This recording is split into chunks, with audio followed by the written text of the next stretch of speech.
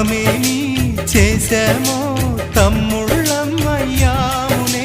తన బతుకే మా మెతుకై తనయులమే అయ్యాములే. మా దేవుడు మాకుండగా మరి మాదిక లోటేది, కలతకు చోటేది. మాలో గిలిలో పండేదంతా పుణ్యమే, మా జాబిలికి ఏడాదంతా పుణ్యమే. ఈ ఇంటికి మా కంటికి